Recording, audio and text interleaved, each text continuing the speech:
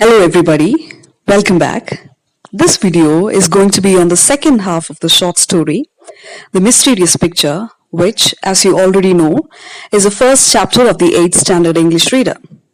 In the previous video, we learned that Till, the hero of the story, who is a wanderer and a painter, reaches the palace of the Archduke of Battenberg.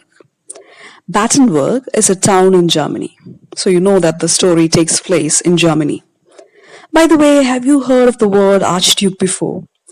What does the word mean? To put it very simply, Archduke is someone who is almost equal in status to a king. Anyway, when Till reaches the entrance of the palace, he is at first stopped by the captain of the guards, who calls Till a loafer.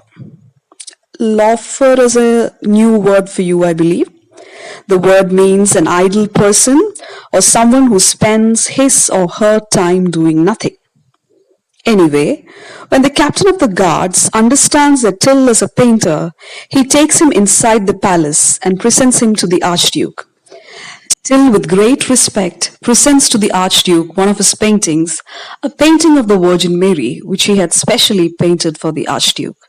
Till then asks the Archduke if he would be made the court painter. This is where we stopped in the previous video. Now let's continue with the story. The painting is a splendid or a very beautiful painting that the Archduke immediately decides to make Till the court painter. He tells Till, "I shall be delighted to make you my court painter." He directs him to the chair of the court painter and makes him sit there. He tells Till, "Well, my dear fellow, you do have a tongue in your head and you certainly seem to know how to use it. You're a very talkative fellow, aren't you?" Let's take a moment and try to understand the meaning of the idiom, to have a tongue in one's head. If I say that someone has a tongue in his or her head, it means that that person is capable of speech or that he or she is a smart talker. Coming back to the story, Till is delighted, or he's very happy knowing that the Archduke likes him, and he requests the Archduke to remember him and his donkey, Jeff. Jeff is the name of the donkey. Till explains to the Archduke that his donkey had been feeding himself quite well all along the way on the thorns in the bushes and the grass on the roadside. But he had had nothing to eat during the past 3 days, and he was feeding himself on the dreams of good food and drink at the king's table. Hearing this, the Archduke asks where Till's donkey is, and Till replies that he had left Jeff, the donkey, outside, opposite the palace. Till also tells the Archduke that he would be most thankful if Jeff is taken care of. The Archduke immediately arranges for the donkey to be looked after like one of his own animals. Soon after, supper is served, and it is nothing short of a wedding feast. Every kind of food and drink is served, and everybody eats to their heart's fill. The Archduke had taken such a liking to Till that he forces Till to eat until Till's stomach is about to burst. While the supper is going on thus, the Archduke suddenly gets lost in thought. He then looks up and announces loudly, "Our court painter must paint our portrait." By the way, portrait in simple words means a picture or a painting. The reason why the Archduke makes such an order is because he wanted to leave something for his descendants. He wanted his descendants to remember him. He wanted his picture too to decorate the walls of the palace, just like the portraits of his noble forefathers did. The Archduke adds that it is sad to think of death and that no one knows when God will think it fit to call people. Whatever be the case, he says that he wants his portrait to be painted. Till is only too glad or happy to paint the Archduke's picture. However, he says that he feels unhappy about painting the Archduke alone and suggests that the picture would look better if all the courtiers are people of the palace, all the courtiers be painted along with the Archduke. Till promises the Archduke that he would make the Archduke and his wife shine like the moon surrounded by lanterns. The Archduke thinks that it is a good idea and gives his thumbs up to Till to paint the portrait in the way Till thought fit. He asks Till what he wants as a reward, and Till asks for 100 pieces of gold in advance, which is readily given to Till.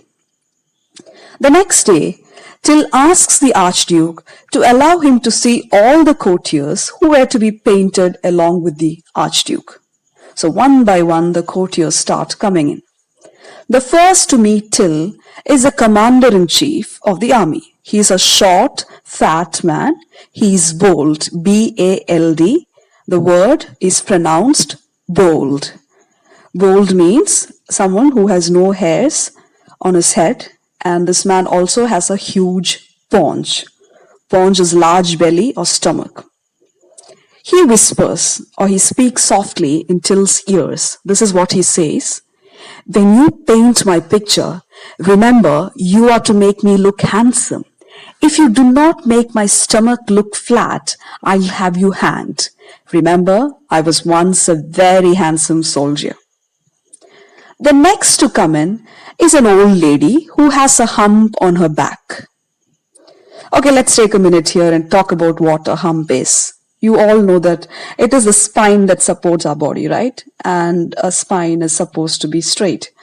Just imagine having a curve on the upper part of your spine. That's a hump. Well, let's see if this elderly lady has got something to say. She sure does. Very softly, she tells Till, make me look young and beautiful. If you don't remove the hump on my back and supply what I lack in beauty, I will have you torn into pieces. As soon as the old lady leaves, a young lady who is the companion or friend of the Duchess comes in. Duchess is the wife of the Archduke. So who is this lady who has come in now? Yes, the friend of the Duchess. This lady is young and beautiful, but when she opens her mouth, Till notices that 3 of her front teeth were missing. Oh, very unfortunate.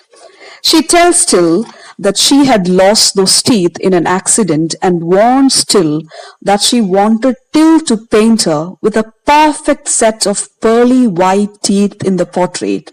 And if he didn't do that, she would ask her lover, the captain of the guards, to cut Till into pieces. Wow, pretty scary, right? In the same way, each and every courtier comes in with the same kind of threat or request.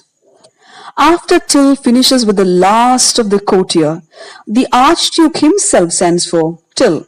He says, my dear fellow, I want your portrait to be perfect in every detail. You are to paint my courtiers exactly as we see them.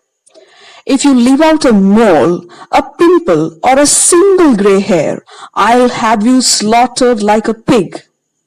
My God, what a fix! What would you have done or thought if you were in Till's place? I'm sure I would have got terribly nervous, or I would even have tried to run away from the palace. But not Till, our hero. No, he still is very cool and says to himself, if I paint this picture, I shall certainly be killed. Either the Archduke will kill me for disobeying him, or the courtiers will kill me for painting them as they really are. Till thinks things over and decides that it is wiser not to paint the picture. Let's take a minute here and check out the meaning of 2 words. Mole, M-O-L-E, is a black or brown spot on the skin, and to slaughter means to kill somebody in a cruel manner. Back to the story. The next day, Till is shown a large room with clean, empty walls to paint the picture. He planned to paint the picture on the wall as it was a large picture. To protect the painting from flies and dust, Till asks for curtains to be hung on the walls. He also asks for 3 helpers to help him in mixing the colors. All that Till asks for is granted. Okay, time to begin work on the portrait. Let's see what Till does. The first 30 days, Till and his helpers enjoy themselves eating and drinking the best of dishes and wines. On the 31st day, the Archduke, no longer able to contain his curiosity, pushes his nose in through the door and asks Till if the painting is ready. Till says that the painting is almost complete and that he needs just a few more days to finish. The Archduke only wanted the painting to be perfect, and so he says that it wouldn't matter if Till took a week or two longer. Now you really think that Till became serious about the portrait and started painting, right? Well, let's see. Till and his friends continue with their enjoying for another fortnight. A fortnight is a period of 14 days. So the first 30 days plus the 14 days now, altogether 44 days get over. On the 45th day, once again, the Archduke comes and pokes his nose through the door. Are you wondering why the Archduke is poking his nose through the door? Well, because nobody was allowed to enter the hall other than Till and his companions. Anyway, pushing his nose through the door, the Archduke asks, "Isn't it time that the picture was completed?" Till asks that he was giving finishing touches to the portrait and requests for some more time. The Archduke says that he didn't mind as long as Till did an excellent job. But he also tells Till that he should either complete the picture in 15 days or he should show the picture to the Archduke then and there itself. Till promises the Archduke that he would surely complete the painting in 15 days and he sends the Archduke away. Till and his friends enjoy for another 2 weeks or one more fortnight. So 45 plus 14, 59 days get over. On the 60th day, the Archduke forces his way into the room. He was not willing to wait any longer. He gets inside the room and asks Till, "I must see the picture at once. Where is the picture? Draw those curtains apart." "The picture is ready, my lord," announces Till. "Then why don't you draw the curtains? What's the matter?" asks the Archduke. Till asks the Archduke for one last favor, which is to ask to bring all the courtiers to gather in that room. He tells the Archduke that he wanted to say a few words to all of them before removing the curtains. The Archduke is so impatient that he immediately orders all the courtiers to come and gather in the hall. When they all assemble in the hall, Till addresses all of them. "My lord, ladies and gentlemen, the picture is ready. You will now be able, as I draw the curtains, to see how well I have done my work. But I must warn you that there is something very special about this picture. Only those among you who have noble blood in your veins will be able to see this painting. All the rest, whatever their rank or position, will see nothing but a blank wall. Now I'll draw the curtains." Till pulls apart the curtains to both sides. The courtiers compete with each other to admire the picture. They all wanted to prove to each other that they had noble blood in their veins. They praised Till for his painting and comments on how natural each of them looked, and they pointed out their friends and acquaintances. While all this drama is going on, the Duke's jester is the palace clown whose job is to entertain. This Duke's jester, he jumps up and shouts, "All of you know that I'm a fool and I have no blue blood." Blue blood is an idiom for royal blood. "I have no blue blood in my veins. I can see no picture but only a blank wall." Blank means empty. When fools begin to talk, it's time for wise men to walk away. Saying so, Till calmly walks out of the hall and rides away on his donkey. As he rides off, the feathers in his cap dance in the breeze.